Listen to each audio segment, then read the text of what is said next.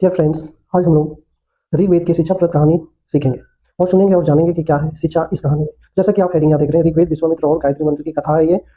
विश्वामित्र पहले राजा थे, बाद में उन्होंने कठोर तप किया और ऋषि बने। एक बार वे ध्यान में बैठे थे और उन्होंने सूर्य की किरणों में छिपे दिव्य ज्ञान को अनुभव किया।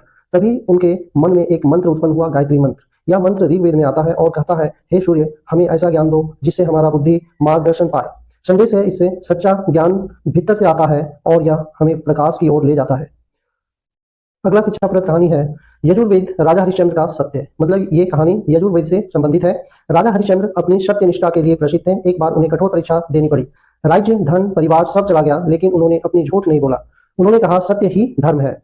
यजुर्वेद में भी कहा गया है, सत्यम वद, धर्मचर, मतलब सत्य बोलो, धर्म का आचरण करो। संदेश है, मतलब हमें शिक्षा मिलती है, परिस्थितियां कैसी भी हो, सत्य और धर्म कभी नहीं छोड़ना चाहिए। अगला शिक्षाप्रद कहानी है, ये सामवेद से लिया गया है और सामवेद की कृष्ण का बांसुरी वादन। श्री कृष्ण की बांसुरी की धुन जब बजती थी तो पशु पक्षी, ग्वाला बाल, यहाँ तक कि नदियां और वृक्ष भी मोहित हो जाते थे। यह सामवेद का सार है। संगीत और भक्ति से पूरी सृष्टि एक हो जाती है। अगला जो ये शिक्षाप्रद है, हमें क्या शिक्षा मिलती है, वो है संगीत केवल कला नहीं है, आत्मा को जोड़ने वाली साधना है। डियर फ्रेंड्स, अगर आपको इस तरह की और भी जानकारी और रोचक कहानियां चाहते हैं तो हमारे इस चैनल को सब्सक्राइब करें और इस वीडियो को लाइक करें और शेयर करें। धन्यवाद। डियर फ्रेंड्स, आज हम लोग ऋग्वेद की शिक्षाप्रद कहानी सीखेंगे और सुनेंगे और जानेंगे कि क्या है शिक्षा इस कहानी में। जैसा कि आप हेडिंग यहाँ देख रहे हैं, ऋग्वेद विश्वामित्र और गायत्री मंत्र की कथा है ये। विश्वामित्र पहले राजा थे, बाद में उन्होंने कठोर तप किया और ऋषि बने। एक बार वे ध्यान में बैठे थे और उन्होंने सूर्य की किरणों में छिपे दिव्य ज्ञान को अनुभव किया।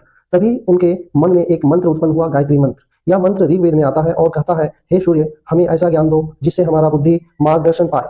संदेश है, इससे सच्चा ज्ञान भीतर से आता है और यह हमें प्रकाश की ओर ले जाता है।